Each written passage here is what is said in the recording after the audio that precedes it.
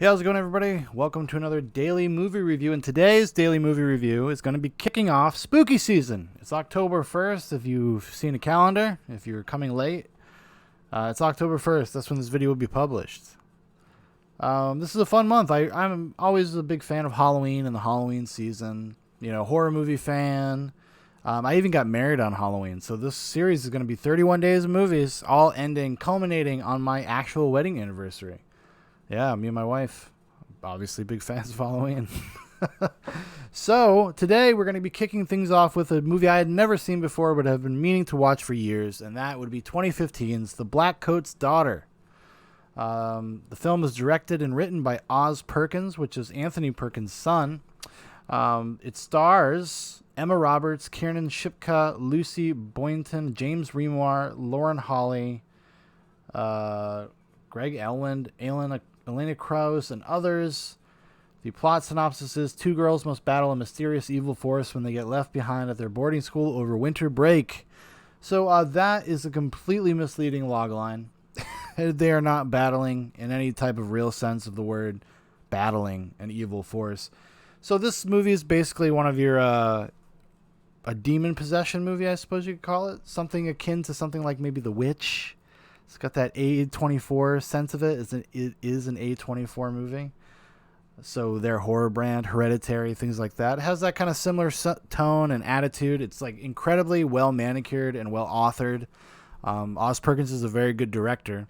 I would say the material itself is okay. It's a little rote. Like it's not gonna blow your mind. It does have some interesting subtext, which maybe we'll get into a little bit here.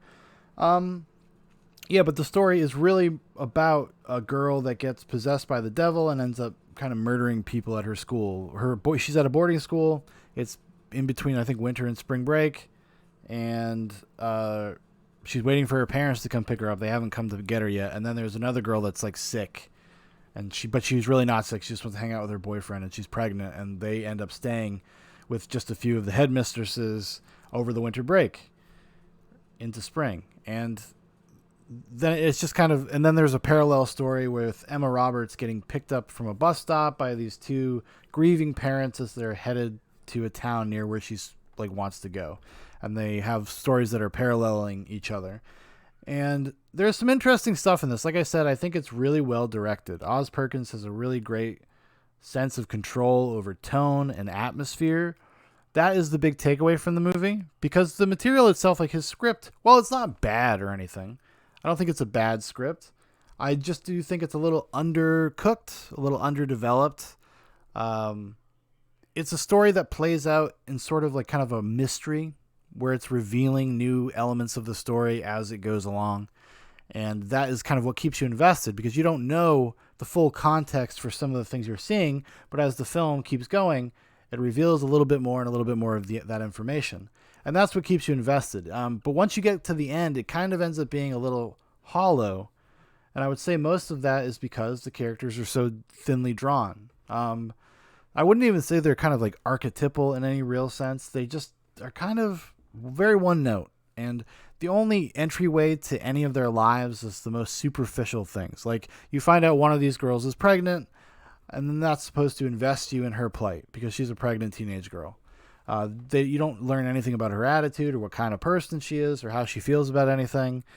Same thing goes with Kiernan Shipka's character, who, if you don't know, she's didn't she play? What's her name?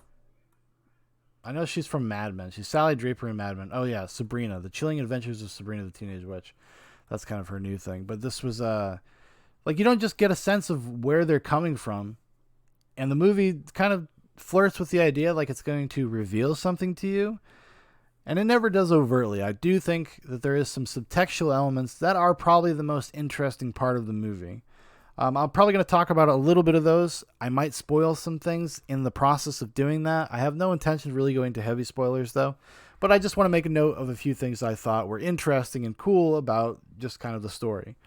So there seems to be this kind of underlying subtext, and there's these hints in the movie about abuse, that these girls are somehow and in different capacities abused, and they kind of use almost like the force of demonic possession as kind of a stand-in for the ramifications of that kind of trauma and the way it can make a person feel, and how people will kind of even try to get closer to their abusers to feel not alone.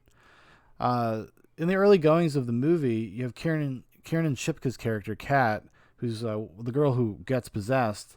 She's like really concerned that this headmaster priest, is like leaving the school for winter break. She's like very kind of she seems a little distraught about it. And it's just like, for whatever reason, I just kind of got this weird like feeling. I was like, oh, is this about like, did he abuse her? And like, she's maybe has some sort of weird like crush on him or something.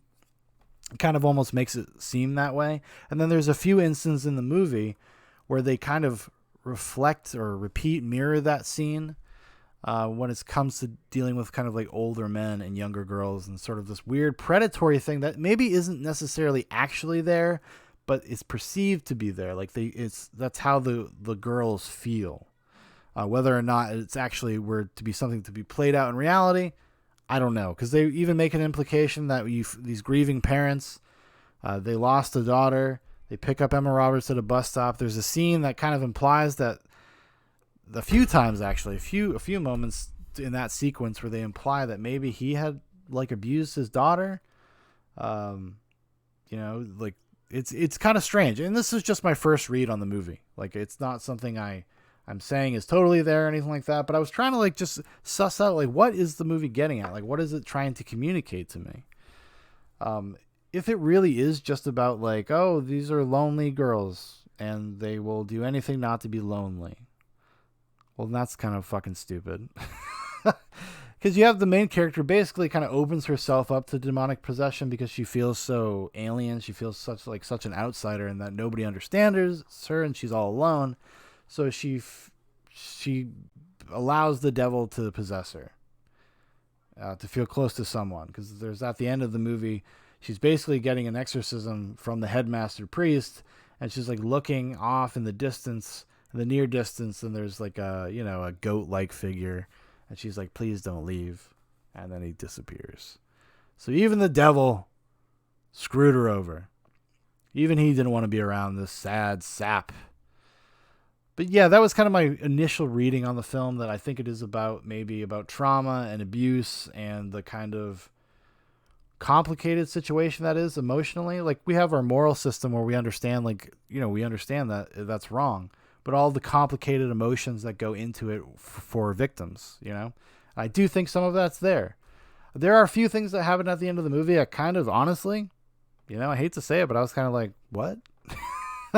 I didn't understand it totally. Like, I got, if my read on the movie about kind of abused and abusers and trying to survive and going through life with people that are constantly trying to remind you of your abuse or drag you into their own kind of drama without even having a thought of as to who you are.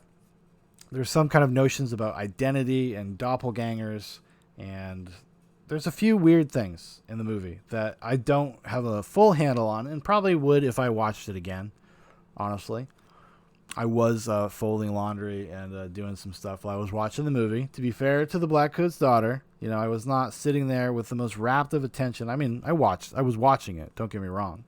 You just got to set up your work scenario correctly, and you can watch a movie while you do something else. It's a fantastic thing. But I could have missed something. There might be some sort of key, the Rosetta Stone to the film that I kind of maybe overlooked. But I think I got a pretty good read on it. I think I kind of understood. If, it might be just a superficial kind of, I don't know, visually, aesthetically cool movie. Because that is the big takeaway for me. Like I said in the beginning, it's just really well directed. And I would happily check out anything Oz Perkins does in the future. He has a couple of movies out that I have not seen that I would like to see. One of them has definitely been on my radar, Gretel and Hansel, which is like, the Hansel and Gretel story. I've wanted to see that for a while. I've heard actually pretty good things about it from people that are willing to give it a chance. And then he has a Netflix movie called I Am the Pretty Thing That Lives in the House, which is, I believe, a ghost story. After watching the Blackcoat's Daughter, it definitely made me interested even more interested in checking out the rest of his filmography and the rest of the things he's worked on, because he definitely has like some unique vision.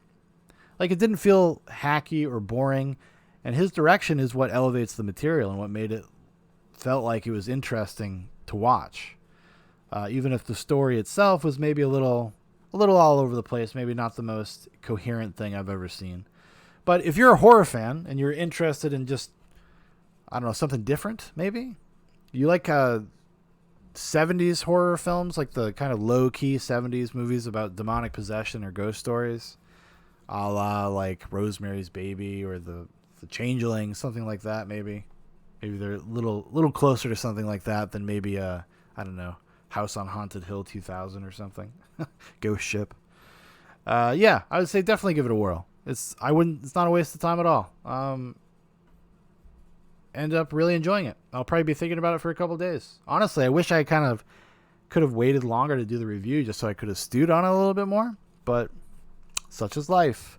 All right, everybody, thank you for watching. Thank you for listening. If you'd like to know more about Zoobox, there's a bunch of links in the description, so click on those. Also, if you would like to, I guess, make a recommendation for something in the future, probably post-October, because I'm doing all these early.